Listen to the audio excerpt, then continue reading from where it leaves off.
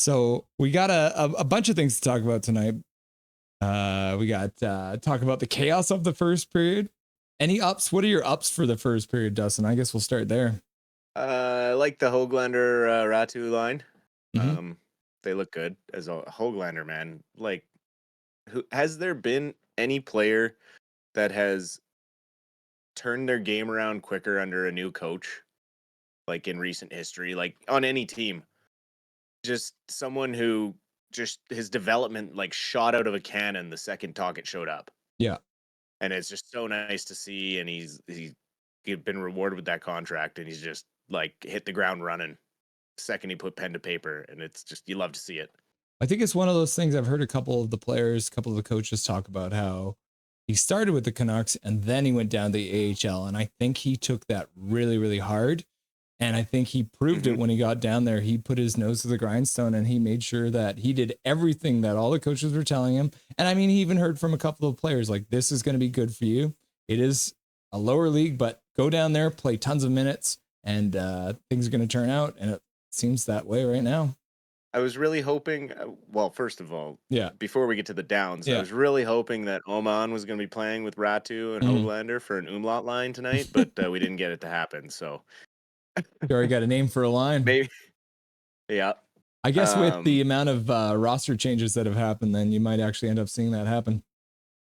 Oh, yeah, I'm sure at some point. Losing Myers so early hurts big time. I mean, our right side is not deep as it is. Yeah. You saw it on that penalty kill there. Usually that would probably be Myers in that spot, not Forbert. Yeah. So, you know, that's definitely a down. There's probably pretty scrambly play. Like we're still not clicking on our breakouts. Getting set up 5-on-5 in their end. We haven't really generated any structured offensive zone time. It's been a lot of back and forth. We did have some time there during the days, and we're getting shots through, but we obviously need to bury a couple more of those chances. Yeah, it still obviously has that kind of early season feel, and that's kind of Very what everybody so. in the chat was thinking tonight. That was the majority answers, that we're going to see a chaos game again, and that's usually how things start. Yeah, the lines are still kind of in the blender. We're still trying to find that full true roster. Yeah. I did like Lankinen. Mm-hmm. He looks solid in net. Yeah. I like his ability to track the puck through traffic a little better than Silov's.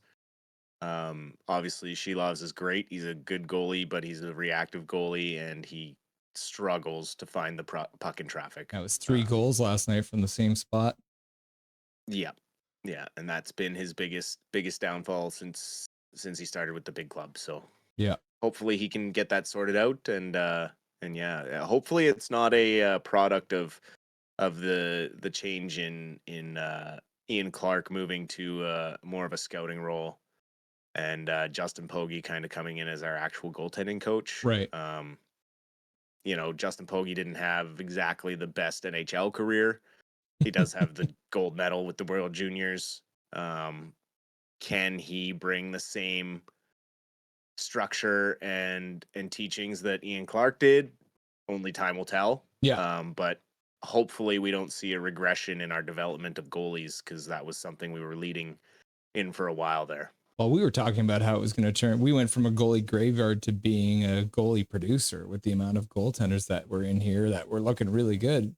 Ian Clark had the magic touch. So you're right. You're a little worried that you might see a regression here from some of our guys. But I mean, Ian Clark's still around. But I guess it's one of those awkward situations with Canucks management to start the year. But hopefully they can sort things out, right? Absolutely. And then obviously big night for a former Vancouver Canuck, Alex Edler, signing that 1-day contract. Yes. When you look back at the career of Alex Edler, is there any like season or moment or like what screams Alexander Edler to you? I think the unfortunate thing with Edler is that he was always destined to be a really good, like, 2-3 defenseman. Yeah. But because he was really the only defenseman that we really fully developed through the Canucks organization and brought him up and kept him, for a long time, he always got that air of he should be a 1-2 guy. He should be a top line guy. And I think that was too much expectation for him throughout his whole career. I think he did a great job with the skill set that he had. His ability to turn it up in the playoffs was never, never, never missed. Mm-hmm. Obviously, one of my biggest memories of him is absolutely blowing up Drew Doughty in front Yeah. of the net in the playoffs that one year. It's one of the highlights of Edler that sticks out in my mind. It almost makes you forget He that was they blew never. that series. Yes. I was watching Yeah. that one in the Dominican. Yeah. Mm. He was just always touted as that star defenseman, but he never really was going to be that. Oh, he's a third round And it's pick one too. thing. Exactly. So, I mean, considering where he was picked and the career we did get out of him, he performed very well. I think there was always too high of an expectation from fans with Mm-hmm. him just because of the lack of development and depth in our defense in our organization for so long. Yeah. I mean, we went over his stats earlier, and I started reading out like his average ice time for, I think it was 7 or 8 years in a row. He was averaging almost 24 minutes a night on average. Mm-hmm. And then in the Yeah. playoffs, I think the other stat, because obviously he has tons of hits. He had over 1,500 hits with the Canucks in his NHL career. I think it was like 1.5 hits a game. But then if you look at his playoff stats, he ended up having almost 3 hits a game in the playoffs. So he doubled the amount of hits, right? Like, and I think that's one thing that people underappreciated was that mean presence, because people didn't want to go into the corners with him. No. And you never really looked at him as a mean guy because he was so quiet in the locker room around the media. He was never that loud, bang and crash type of guy, but he could back it up if he needed to. Yeah. Yeah. And then the one that stood out for me too was the overtime goal against Toronto at home, right? Yes. Beauty. Yep.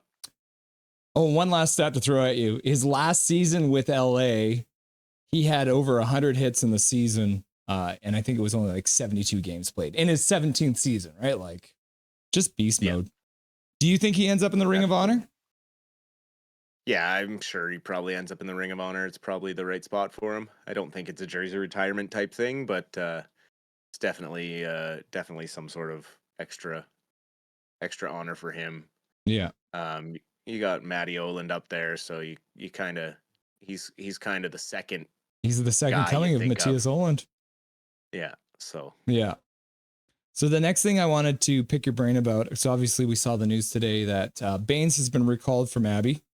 He's come up. He's joined the team. And then today we talked about it all very obviously. Suter and Juleson got inserted into the lineup.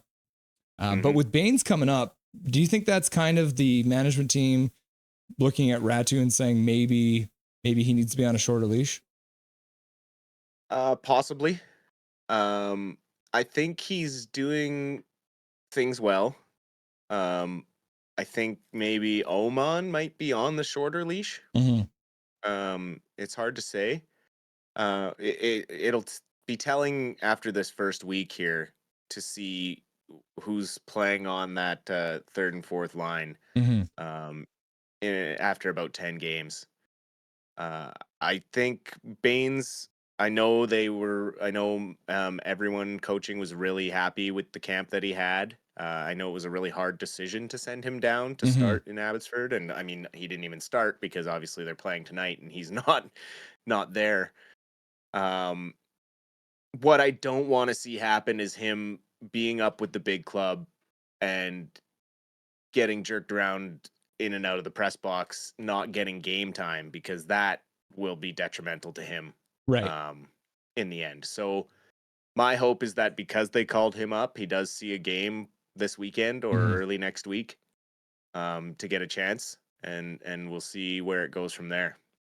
Yeah, I agree with that. And I mean, even just what they did with the lineup tonight, obviously with Amon coming out rather than Ratu, I think that speaks volumes to where they're at right now. And then obviously that Ratu line scores a goal tonight. Good play by Garland over to Hoggy. So yeah, absolutely. As you said right off the top, that's probably been the best line for the Canucks so far tonight. Yep. That's a good way to stay in the lineup. So the last thing I wanted to pick your brain about is obviously the Abbey Canucks. They are also starting their first game of the season tonight. Let's see. They are playing in Calgary. In Calgary, yeah. So it's another battle with those filthy Flames. Yep. I'm going to just quickly pull up. I haven't done this before. I'm going to switch on over. We're going to pull up the actual roster here. We talked a little bit earlier about the amount of defensemen that they have. So we're quickly counting out 1, 2, 3, 4, 5, 6, 7, 8, 9, 10, 11 defensemen currently on the roster. The first question I had for you is like goal scoring wise, who do you expect to have a really good offensive down there in Abbotsford? Kudryavtsev, I think, is someone you can look at to build his offensive skill. Yep. At the professional level. Obviously coming out of junior, he had a good junior year last year, and he has that upside for offense. He is on the smaller side. He's under 6 feet, so I think he's coming in at 5'11". So with all of these extra defensemen they have, does he maybe take some shifts with a forward line here or there? I know tonight the team did ice 11 forwards and 7 defensemen, so they do have an extra defenseman out there. Every player has played shifts in the game. I've been watching the game tonight, so it's been a good game overall. Is Kudryavtsev playing tonight? Kudryavtsev is playing tonight. Okay. He's the 7th D-man. So he is he's playing as a 7th D-man. Some notable missing players that aren't in the opening night lineup I thought was interesting was DiGiuseppe and Lecker-Mackey were left out of tonight. Interesting. And on the blue line, Wolanin and Hiroshi were both left out of the lineup. But obviously, when it comes to the AHL, they play more like baseball series. So when they travel, you're going to play tomorrow night back to back. So I'm sure we'll see some of those guys rotate in tomorrow night. You have Tolopilo between the pipes. So tomorrow, Patera likely goes to start the season. It'll probably be like that for a little bit to see who's really carrying the hot hand. You have Brisebois and Jet Wu as your top pair, just carrying the load as veteran defensemen.